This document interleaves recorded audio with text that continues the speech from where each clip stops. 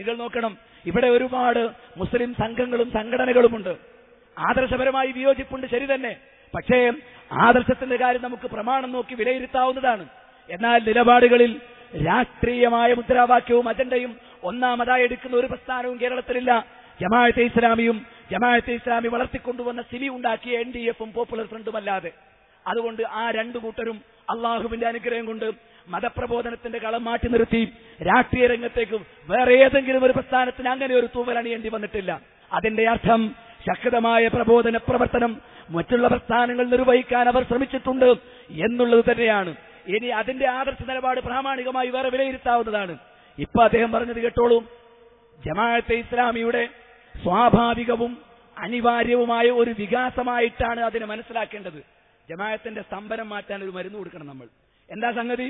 ജമാഅത്തെ ഇസ്ലാമിയുടെ സ്വാഭാവികവും അനിവാര്യവുമായ വികാസമായിട്ടാണ്. നല്ല അനിവാര്യമായ വികാസ എന്ത്? വെള്ളത്തിൽ വരയ്ക്കുക, ശിർക്ക്, കുഫർ, തൗഹീദിന് വിരുദ്ധം, അനനുവദനീയം എന്നിങ്ങനെ പഠിപ്പിക്കപ്പെട്ട ജനാധിപത്യ വ്യവസ്ഥയോട് ചേർന്ന് ആ തെരഞ്ഞെടുപ്പിൽ മത്സരിക്കാനും അതിന്റെ മുന്നോടിയായി പാർട്ടികൾക്ക് പിന്തുണ കൊടുക്കാനും ഇവിടെ ഈ കൊടിയത്തൂർ, ചേന്നമംഗലൂർ പരിസരങ്ങളിൽ പഞ്ചായത്ത് തെരഞ്ഞെടുപ്പുകളിൽ വരെ മത്സരിക്കാനും ജയിക്കാനും തോൽക്കാനുമൊക്കെ ജമാഅത്തിന്റെ പ്രവർത്തകരായ ആളുകൾ കടന്നു വന്നെങ്കിൽ അതിനെക്കുറിച്ച് എന്താണ് അമീർ ഇപ്പോൾ പറയുന്നത്? ഞങ്ങൾക്ക് അങ്ങനെ ഒരു ലക്ഷ്യമില്ല എന്ന് വ്യക്തമായി നയം പ്രഖ്യാപിച്ച അതേ ജമാഅത്തെ ഇസ്ലാമിയുടെ നേതാവ് അമീർ പറയുന്നു, കേവലം ഒരു രാഷ്ട്രീയക്കാരന്റെ നാലാംകിട നിലവാരത്തിൽ എന്താ പറയുന്നത്? ജമാഅത്തെ ഇസ്ലാമിയുടെ സ്വാഭാവികവും അനിവാര്യവുമായ ഒരു വികാസമായിട്ടാണ് അതിനെ മനസ്സിലാക്കേണ്ടത്. കാലം ചിലത് ആവശ്യപ്പെടുമ്പോൾ മാറി നിൽക്കാൻ പാടില്ല. നോക്കണേ, അള്ളയും റസൂലും പറയുന്നൊക്കെ അവിടെ നിൽക്കട്ടെ, കാലം പറയട്ടെ, ശിർക്കിന്റെ കൂടെ നിൽക്കണോ തൗഹീദിന്റെ കൂടെ നിൽക്കണോ? ഇപ്പൊ കാലം ആവശ്യപ്പെട്ടപ്പോ ഹറാം ഹലാലായി, ഇനി വാജിബാകുമെന്ന് ഞങ്ങൾക്കറിയാം. പണ്ട് വോട്ടങ്ങനെയായിട്ടുണ്ട്. അതൊരിക്കൽ ശിർക്കായിരുന്നു, കുഫറായിരുന്നു. പിന്നീട് അത് മെല്ലെ മെല്ലെ ഹലാലായി വന്നു, പിന്നെ അത് അമാനത്തായി വന്നു, പിന്നെ അത് വാജിബായി വന്നു. ഇപ്പൊ തെരഞ്ഞെടുപ്പിലേക്ക് വരുമ്പോ കാലത്തിന്റെ ആവശ്യമായിട്ടുണ്ട്. ഇനി ഇത് അമാനത്തും വാജിബും ഒക്കെ ആയി മാറുമെന്നറിയാം. ഏതായാലും മതരംഗത്ത് പ്രബോധന കളരിയിൽ നിന്ന് മാറി നിന്നതിന് ജമാഅത്തെ ഇസ്ലാമിയുടെ നേതൃത്വത്തിന് നന്ദി പറയാനുള്ള ഒരു അവസരം കൂടിയായി ഇത് ഉപയോഗപ്പെടുത്തുകയാണ്. മുസ്ലിങ്ങൾ പീഡിപ്പിക്കപ്പെടുമ്പോൾ പ്രതിരോധിക്കേണ്ടതല്ലേ എന്നാണ് ചോദ്യം. ആണെന്നാണ് ഉത്തരം. പക്ഷെ പ്രതിരോധം എന്ന് പറഞ്ഞാൽ ആത്മഹത്യയല്ല. ഇസ്ലാം പ്രതിരോധത്തിന്റെ രീതിശാസ്ത്രം കൃത്യമായി പഠിപ്പിച്ചിട്ടുണ്ട്. അത് റസൂലുള്ളാഹി സ്വല്ലല്ലാഹു അലൈഹി വസല്ലമ അദ്ദേഹത്തിന്റെ ഓരോ സന്ദർഭങ്ങളിലും എങ്ങനെ പ്രതികരിക്കണമെന്നും പ്രതിരോധിക്കണമെന്നും കൃത്യമായി പഠിപ്പിച്ചിട്ടുണ്ട്. മക്ക കാലഘട്ടത്തിൽ പ്രവാചകൻ സല്ലല്ലാഹു അലൈഹി വസല്ലമക്ക് നേരെ വന്ന പ്രയാസങ്ങളും പ്രശ്നങ്ങളും ഉണ്ടായപ്പോൾ ആ പ്രയാസങ്ങളെയും പ്രശ്നങ്ങളെയും നീക്കാൻ വേണ്ടി അദ്ദേഹം അവിടെ നിലവിലുണ്ടായിരുന്ന സംവിധാനങ്ങളെ ഗുണപരമായി ഉപയോഗപ്പെടുത്താൻ ശ്രമിക്കുകയാണ് ചെയ്തത്. അതേപോലെ തന്നെ ഇന്ത്യയെ സംബന്ധിച്ചിടത്തോളം ഇവിടെ സൂചിപ്പിക്കപ്പെട്ടതുപോലെ ഇന്ത്യയുടെ ഭരണഘടന ഒരു മതനിരപേക്ഷ രാഷ്ട്രത്തിന്, ഒരു ബഹുമത സമൂഹത്തിന് ലഭിക്കാവുന്നതിൽ ഏറ്റവും നല്ല ഭരണഘടനയാണ്. ആ ഭരണഘടനയുടെ കീഴിൽ നിലനിൽക്കുന്ന ഇന്ത്യ എന്ന രാജ്യത്ത് ന്യൂനപക്ഷങ്ങൾക്കെതിരെ എന്തെങ്കിലും അതിക്രമങ്ങൾ ഉണ്ടായിട്ടുണ്ടെങ്കിൽ ആ അതിക്രമങ്ങളെ ചോദ്യം ചെയ്യാൻ നിയമപരമായ സംവിധാനങ്ങളും കോടതികളും വ്യവസ്ഥകളുമെല്ലാം ഉണ്ട്. അതുകൊണ്ട് തന്നെ ഈ വ്യവസ്ഥകൾ ഉപയോഗപ്പെടുത്തിക്കൊണ്ട് പ്രതിരോധിക്കുകയാണ് വേണ്ടത്. സായുധമായുള്ളൊരു പ്രതിരോധം എന്നത് ഇസ്ലാം ഒരു സമയത്തും ഇന്ത്യയെപ്പോലുള്ള ഒരു സ്ഥലത്ത് സമ്മതിച്ചിട്ടില്ല. അത് അനിസ്ലാമികമാണ്. ഇനി NDF പ്രശ്നമൊന്നും ഉണ്ടാക്കണില്ലല്ലോ എന്നാണ്. അതാണ് യഥാർത്ഥത്തിൽ ഉള്ള പ്രശ്നം എന്നുള്ളതാണ് എനിക്ക് പറയാനുള്ളത്. എന്താണ് യഥാർത്ഥത്തിൽ? നിങ്ങൾ നോക്കുക, മുസ്ലിങ്ങളെ പ്രതിരോധിക്കാൻ വേണ്ടി അവർ പാർട്ടി ഉണ്ടാക്കിയത്. അത് NDFന്റെ 3 ക്ലാസ്സിൽ പങ്കെടുത്ത അല്ലെങ്കിൽ ബൈഅത്ത് ചെയ്ത ഏതൊരാൾക്കും അറിയണതാണ് എന്താണ് ലക്ഷ്യം. ഒന്നാമത്തെ, രണ്ടാമത്തെ, മൂന്നാമത്തെയും ക്ലാസ്സുകളിൽ എന്തൊക്കെ കൊടുക്കുന്നതെന്നും അതിൽ നിന്ന് ബൈഅത്ത് ചെയ്യുമ്പോഴേക്ക് ഏത് രൂപത്തിലുള്ള മാനസികാവസ്ഥയിലാണ് എത്തുന്നതെന്നും എന്തിനു വേണ്ടിയാണ് ഇതെന്നുള്ള എല്ലാവർക്കും അറിയാം. പക്ഷെ അത് പുറത്തു പറയില്ല. അത് പറയില്ല എന്നുള്ളിടത്താണ് ഒന്നാമത്തെ പ്രശ്നം.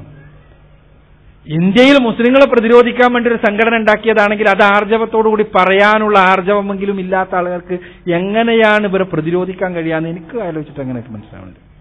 അത് പറയാനുള്ള ധൈര്യമില്ല. എന്നിട്ട് അത് മറച്ചു വെക്കാൻ വേണ്ടി ഇന്ത്യ സ്വതന്ത്രമായിട്ടില്ല എന്ന് വിശ്വസിക്കുന്ന ആളുകൾ, ഇന്ത്യ യഥാർത്ഥത്തിൽ ഇപ്പോഴും അനിസ്ലാമിക വ്യവസ്ഥിതിയുടെ കരാളഹസ്തങ്ങളിലാണെന്ന് വിശ്വസിക്കുന്ന ആളുകൾ ഓരോ കൊല്ലവും പാവം വളണ്ടിയർമാരെ കൊണ്ട് മാർച്ച് ഔട്ടിക്കുകയാണ് സ്വാതന്ത്ര്യത്തിന്റെ കാവലാളാകാൻ വേണ്ടി. 1947 സ്വാതന്ത്ര്യം അതേപോലെ നിലനിർത്താൻ വേണ്ടി.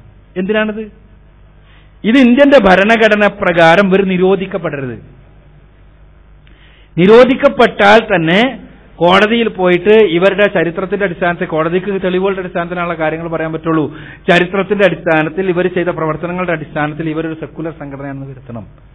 ഒന്നാമതായി തന്നെ ഏറ്റവും വലിയ പ്രശ്നം അതാണ്.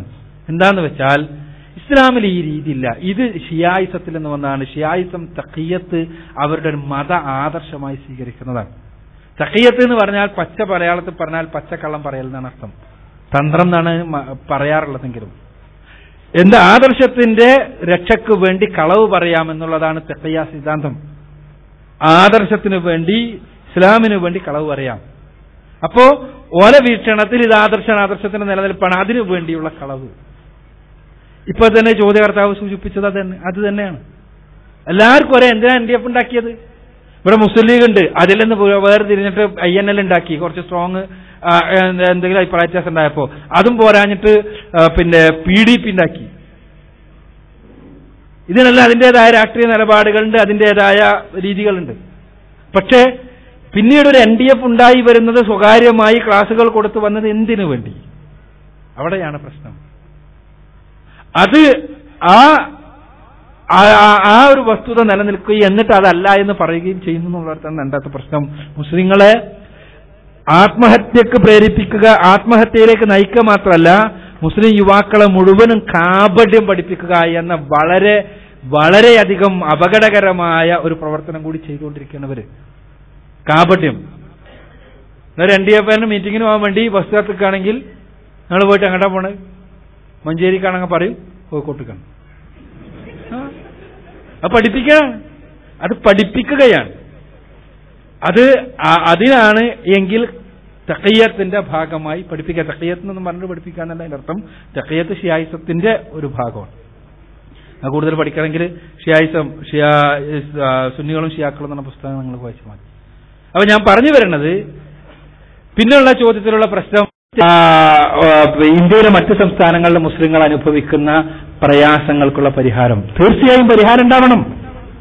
ആ പരിഹാരത്തിന് ഇപ്പോ നമ്മൾ പറയുന്നത് എന്താ വെച്ചാൽ, കേരളത്തിലെ മുസ്ലിം സമൂഹം ഇന്ത്യയിലെ മറ്റുള്ള സ്റ്റേറ്റുകളിൽ നിന്ന് വ്യത്യസ്തമായി അഭിമാനകരമായ അസ്തിത്വമുള്ളവരാണ്. അതിന്റെ കാരണം ആയുധത്താണോ? അതിന്റെ കാരണം എന്താ? ഭരണകൂടമായിട്ട് പോരാടിയതാണോ? അല്ല. കഴിഞ്ഞ അരനൂറ്റാണ്ട് കാലമായി കേരളത്തിലെ മുസ്ലിങ്ങൾ ഇന്ത്യയുടെ ഭരണഘടനയെ, ഇന്ത്യയുടെ മതനിരപേക്ഷ ഭരണഘടനയെ തങ്ങൾക്ക് അനുകൂലമായി, തങ്ങളുടെ ആദർശ പ്രചാരണത്തിന് അനുകൂലമായി, തങ്ങളുടെ അവകാശ സംരക്ഷണത്തിന് വേണ്ടി ഉപയോഗപ്പെടുത്താൻ കഴിഞ്ഞു എന്നുള്ളതാണ് കേരളത്തിലെ മുസ്ലിങ്ങളെ വേറിട്ട് നിർത്തുന്നത്. അതുകൊണ്ടാണ് കേരളത്തിലെ മുസ്ലിങ്ങൾക്ക് അഭിമാനകരമായ അസ്തിത്വം ഉണ്ടായത്. അത് കഴിഞ്ഞത് കേരളത്തിൽ മാത്രം. ഇപ്പൊ ഇവര് പറയുന്നത് എന്താ വെച്ചാൽ, കേരളത്തിലെ മുസ്ലിങ്ങളെ നിങ്ങൾ പുറത്തുള്ള മുസ്ലിങ്ങളുടെ മാതൃക സ്വീകരിക്കാന്നാ. മുമ്പേ സ്വീകരിച്ചു പോന്നതാണ്. ബോംബെയില് ബോംബെയില് ശിവസേന ഉണ്ടാക്കിയപ്പോ ആദംസേന ഉണ്ടാക്കി. നമ്മള് ആദംസേനക്ക് അഡ്രസ് ഇല്ല. ശിവസേന ആദംസേനെ കാട്ടിയിട്ട് ശിവസേന രാഷ്ട്രീയമായി വളർന്നു, ഉയർന്നു. ഇപ്പോ എവിടെ എത്തി എന്നുള്ളത് നിങ്ങൾക്കറിയാം. രാജ് താക്കറെ പോലുള്ള ഒരാൾക്ക് ഒറ്റ ദിവസം കൊണ്ട് കേന്ദ്ര ഗവൺമെന്റിനെ അടക്കം മാറ്റി ചിന്തിപ്പിക്കാൻ പറ്റുന്ന രൂപത്തിലുള്ള ഒരു തരത്തിലുള്ള വയലൻസിൽ അധിഷ്ഠിതമായ രാഷ്ട്രീയ നിലപാടുകളിലേക്ക് എത്തിക്കാൻ കഴിയുന്ന രൂപത്തിലുള്ള രാഷ്ട്രീയ ഘടന ഉണ്ടാക്കാൻ കഴിഞ്ഞു. നമ്മളുണ്ടാക്കിയ ആദംസേനെ അല്ലേ? ബാബരി മസ്ജിദ് സംരക്ഷിക്കാൻ വേണ്ടി 3 പാർട്ടി നമ്മളുണ്ടാക്കി. 1 പോരായിട്ട് പൊളിഞ്ഞപ്പോ 3 പറിച്ചോ. ഈ ബാബരി മസ്ജിദ് കാണിച്ചിട്ട് ജാതികളായി തിരിഞ്ഞാണ്. നിങ്ങൾ മനസ്സിലാക്കണം. ബ്രാഹ്മണനും ക്ഷത്രിയനും വൈശ്യനും ശൂദ്രനും ചണ്ടാളനുമായി ഓരോരുത്തരും കാണണമെങ്കിൽ തൊടണമെങ്കിൽ എത്ര ദൂരം നിൽക്കണമെന്ന് നിയമം നിലനിൽക്കുന്ന ആളുകളെ ഈ ബാബരി മസ്ജിദ് ഉപയോഗിച്ചിട്ട്, രാമജന്മഭൂമി ഉപയോഗിച്ചിട്ട്, രാമജന്മഭൂമിക്ക് വേണ്ടിയുള്ള ശിലകളെ ഉപയോഗിച്ചിട്ട് ആ ശിലാപൂജകൾ നടത്തിയിട്ട് ഇന്ത്യയിലെ മുഴുവൻ ഹിന്ദുക്കളെയും ആ ബാബരി മസ്ജിദിൽ യോജിപ്പിക്കാൻ കഴിഞ്ഞപ്പോ ബാബരി മസ്ജിദ് സംരക്ഷിക്കാനുണ്ടാക്കിയ ഒരു പാർട്ടി 3 ആയി പിളർന്നു എന്ന് മാത്രമല്ല 3നെയും കാണാനില്ല സംരക്ഷിക്കേണ്ട സമയത്ത്.